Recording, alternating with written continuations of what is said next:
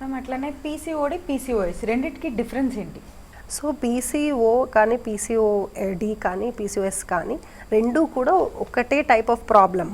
Disorder అంటే దాంతోపాటు కొన్ని మెడికల్ ప్రాబ్లమ్స్ కూడా, అంటే మెటబాలిక్ సిండ్రోమ్స్ కూడా యాడ్ అవుతుంది, దాన్ని డిజార్డర్ అంటాం.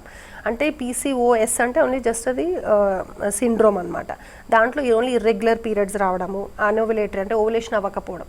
అదే మనకి డిజార్డర్ అనుకున్నప్పుడు ఏంటంటే ఇంకా వాళ్ళకి డయాబెటీస్ కూడా ఉండడం, అంటే ఈ హార్మోన్ ఇంబ్యాలెన్స్ వల్ల ఇన్సులిన్ రెసిస్టెన్స్ అనేది ఉంటుంది, ఆండ్రోజన్ హార్మోన్స్ ఎక్కువగా రిలీజ్ అవుతాయి. అంటే మిగతా ఇంకా కొన్ని సిమ్టమ్స్ అన్నీ కూడా వస్తూ ఉంటాయి, యాక్నే రావడం, హిర్సుటిజం, ఎక్సెస్ హెయిర్ గ్రోత్ అవ్వడము, తర్వాత వాళ్ళకి ఒక్కొక్కసారి షుగర్ లెవెల్స్ పెరగడం, అంటే డయాబెటీస్ ఉండడం.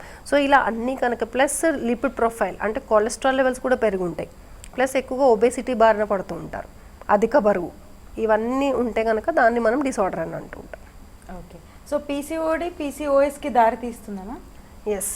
సో ఇది మనకేంటంటే ఏదైనా ఇనిషియల్ స్టేజ్లో మనం ఐడెంటిఫై చేసుకొని దానికి తగినట్టుగా లైఫ్ స్టైల్ చేంజెస్ మార్చుకొని ఆ ప్రాబ్లమ్ని బట్టి మనం ట్రీట్మెంట్ తీసుకోవాలి. దాంట్లో ముఖ్యంగా వెయిట్, అధిక బరువు. సో ఎక్కువగా శాతం పీసీఓ వాళ్ళకి అధిక బరువు కూడా దాంతోపాటు ఉంటుందన్నమాట. సో చక్కగా మీరు లైఫ్ స్టైల్ని మార్చుకోవాలి. ముందులాగా మేము ఇలాగే ఉంటాము అంటే మరి అది ఎలా కంట్రోల్ చేయగలుగుతాం? డాక్టర్ గారు చెప్పినట్టుగా డైట్ ఫాలో అవ్వడము, ఎక్సర్సైజ్ చేయడము, టైంకి ఫుడ్ తీసుకోవడం, అది కూడా ఈక్వల్ ఇంపార్టెంట్. ఇప్పుడు చాలామంది అమ్మాయిలు పాపం నైట్ షిఫ్ట్లలో వర్క్ చేస్తూ ఉంటారు. సో వాళ్ళకి స్లీప్ సైకిల్ డిస్టర్బ్ అవుతుంది, తర్వాత టైంకి ఫుడ్ తినలేరు.